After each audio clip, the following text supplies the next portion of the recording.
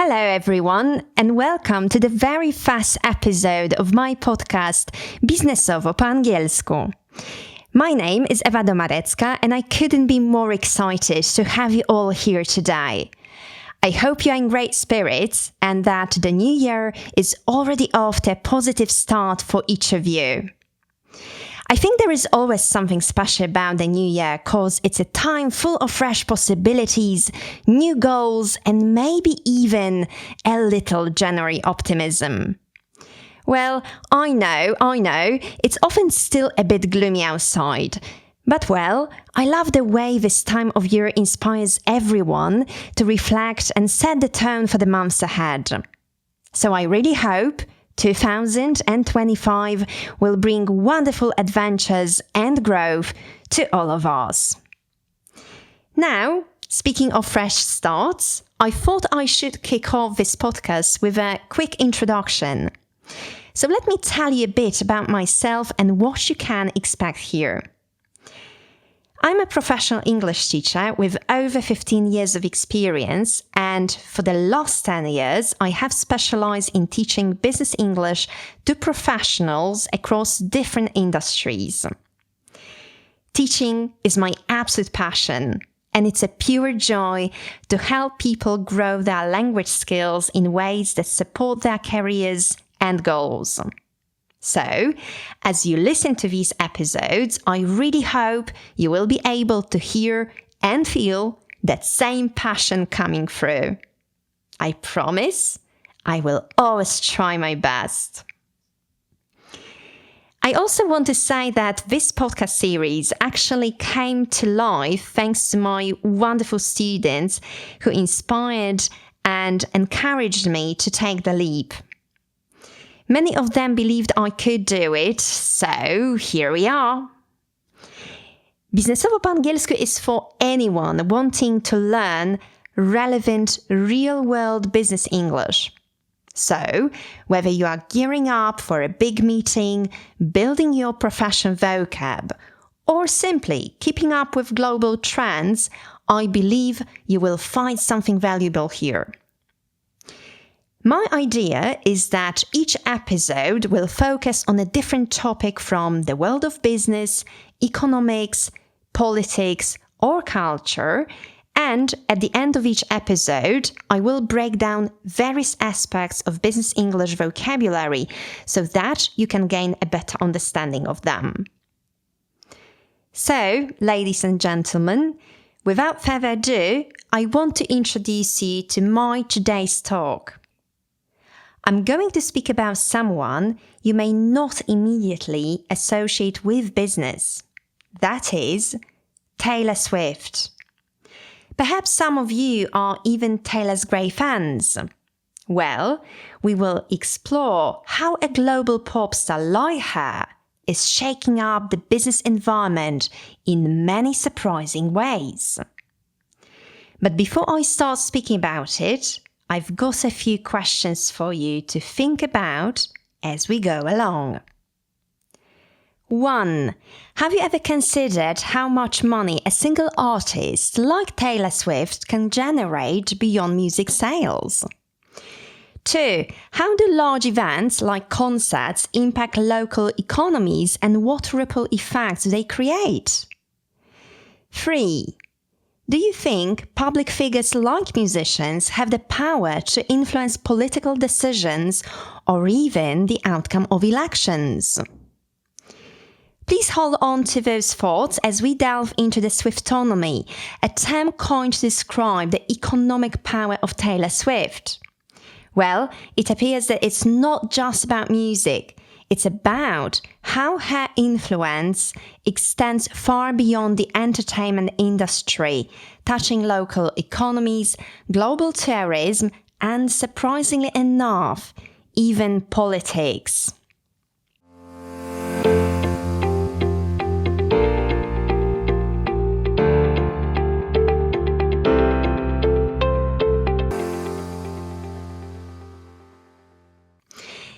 So, let's talk about the Swiftonomy. This term, which obviously is a blend of Swift and economy, isn't just media hype. It's a real phenomenon proven by the astronomical success of her latest world tour, the Eras Tour. Her influence is not limited to her music. It's creating significant economic impact wherever she performs. For instance, in the United States alone, her tour brought in an estimated $5 billion to the economy in just 6 months. That's right, $5 billion. And it's not just about concert tickets. Fans, or Swifties, spend money on hotels, food, travel, and merchandise. As a consequence, cities hosting her concerts are seeing their local businesses thrive, from restaurants to retail shops. In fact, in places like New Zealand, where no concerts were even scheduled, airlines like Air New Zealand increased the number of flights to nearby Australia, expecting a surge of fans flying over to attend her shows. This brings us to a key business concept: economic ripple effects. When someone like Taylor Swift performs in a city, the money spent by fans doesn't only stay within the concert venue. It actually spreads throughout the entire local economy. This means hotels get booked up, restaurants get packed, and transport services see a spike in demand. We can easily imagine it's the kind of trickle-down effect absolutely every city dreams of hosting. For example, in the UK, Swift's concerts are estimated to generate nearly £1 billion for the local economy. Reflecting upon this, we can say that Swift's presence is like throwing a stone in a pond where the ripples are felt far and wide. I think it's pretty clear then that Taylor Swift isn't just a pop star. In fact, she's a powerhouse influencing global markets. But there is another remarkable aspect where her impact stretches far beyond just business and economics. As you may know, before the recent US election last November, there was growing media speculation about whether Taylor Swift's massive popularity could actually impact the election outcome. You may have heard that Swift publicly endorsed Kamala Harris in her social media, leading many to wonder if her voice would sway voters, particularly younger ones, who look up to her. And then, pre-election polls showed a tight race between Harris and Trump, with many analysts trying to predict whether public figures like Swift could make a tangible difference. At that time, both candidates were neck and neck, and some polls even suggested Swift's endorsement could play a significant role in energizing younger voters, especially in swing states. Nevertheless, now, when the dust has already settled and we know that Donald Trump has achieved a spectacular victory, we have to ask ourselves, how much of an impact did Swift really have? Or were there perhaps other more influential figures from outside the political world who helped swing the election in Trump's favor? Could someone with an even stronger social or cultural influence than Taylor Swift have moved the needle in shaping Americans' decisions? So what do you think, listeners? Did Taylor's support for Harris really make a difference during the election? Or are you perhaps thinking of someone else outside of politics who might have had an even greater impact on the outcome? And more broadly, do you generally think public figures like celebrities should have the power to impact the political stage? Well, if you have any thoughts or reflections, please share them in the comments. I will be really happy to hear from you. Now, before we wrap up, I want to break down some of phrasal verbs and idioms I used throughout my talk to help you better understand how they work in context.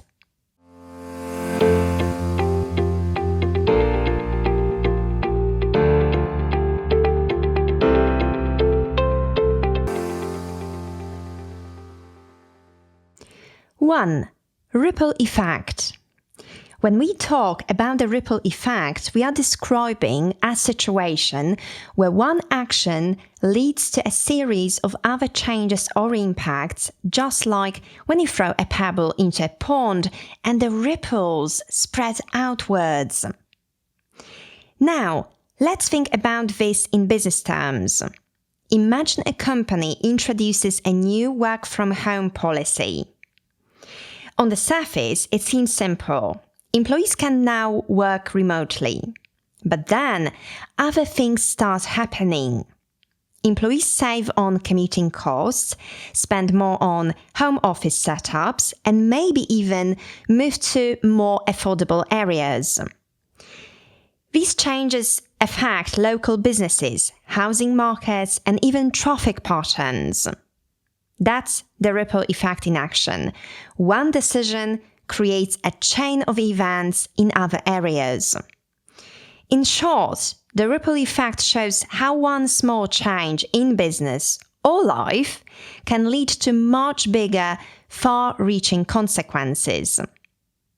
Think again of Taylor Swift's concerts as a prime example of the ripple effect.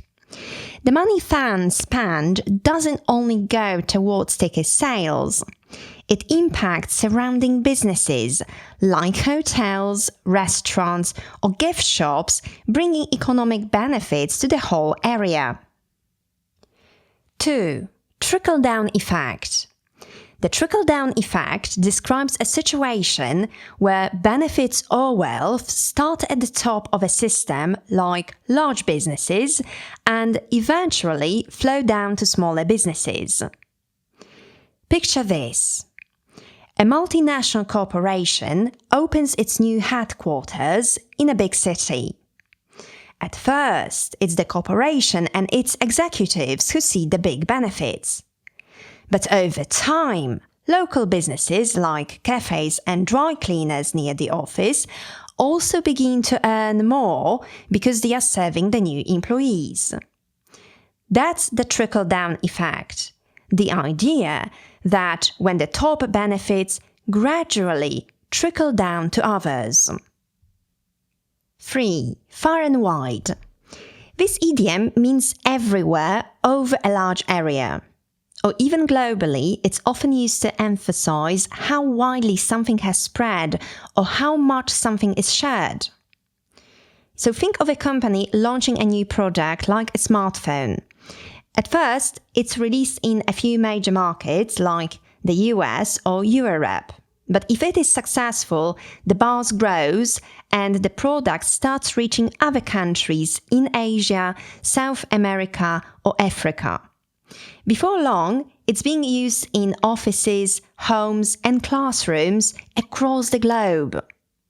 So this creates a situation where the product's popularity has spread far and wide. In short, far and wide is about something reaching as many people and places as possible, making it a perfect phrase for discussing global influence in business. 4. To bring in money. To bring in money means to generate revenue or income. This is a very common phrasal verb often used in business and finance to describe income generation. Basically, it's about making more money. When I said Swift Tour brought in $5 billion to the economy, it means her concerts generated that amount to various local economies. Let's look at another business example. Imagine a coffee shop that launches a new loyalty program. Customers who visit it often get free drinks or discounts, and as a result, they keep coming back. Over time, this program helps the coffee shop attract more customers and ultimately brings in more money. 5. Settle down. In business, settle down means reaching a stable, calm state after a period of change or excitement.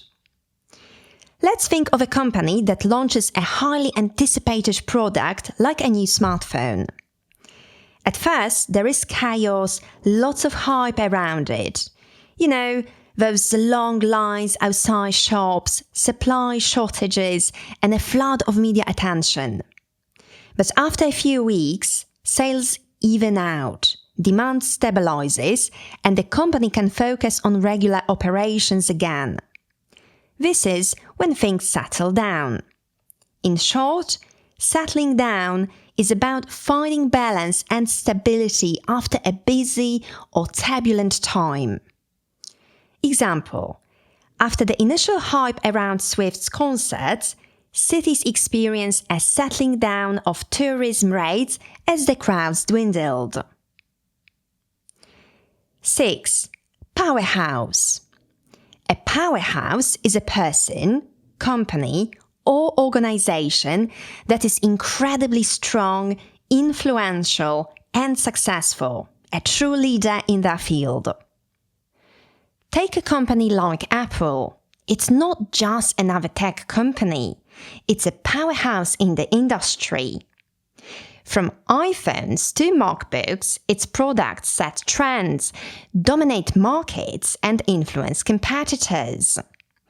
Being a powerhouse means having the strength to lead, innovate, and stay ahead of everyone else. Referring to Taylor Swift as a powerhouse means she's not just a musician. She's a highly influential figure influencing the music industry and beyond. 7. Neck and neck. When two competitors are neck and neck, it means they are so close in performance or progress that you can't tell who is winning. Imagine two companies trying to release the best electric car. One week, one company seems ahead, then next week, the other catches up. It's hard to say who will come out on top because they are both so evenly matched. In short, neck and neck is a way to describe a competition that is really close, where the winner could be anyone. Let's see how it looks in context. In the weeks leading up to the election, Harris and Trump were neck and neck in the polls, making it hard to predict who would win. 8. Move the needle. To move the needle means to make a big, noticeable impact. In business, it's often used to talk about decisions or strategies that lead to significant results. Let's take a situation where a company launches a marketing campaign with a catchy slogan. At first, sales are steady, but after the campaign goes viral, sales skyrocket. The campaign didn't just help a little, it really moved the needle for the company's revenue. Now going back to my talk, Swift's endorsement might have moved the needle in the election by energizing younger voters to participate, meaning that Taylor Swift's public support for Kamala Harris could have had a huge impact on the election. By endorsing a candidate, she may have inspired or motivated younger fans to become politically active, potentially shifting the election results in favor of her chosen candidate. All right, that's all for today. Thank you so much for sticking with me. I hope you enjoyed this episode and found it really insightful. Of course, if you have any thoughts to share, I'd love to hear them, so please feel free to leave a comment. I'm really looking forward to seeing what you think. It would be lovely to hear from you. Also, I would be thrilled if you could join me for the next episode. I trust we have so much more to explore together. Don't forget to like and subscribe so you don't miss any future episodes. For more information about me and my podcast, please visit my website at biznesowo po angielsku.pl and follow me on Instagram for extra content. Thanks again, and I can't wait to chat with you next time. Take care. Goodbye.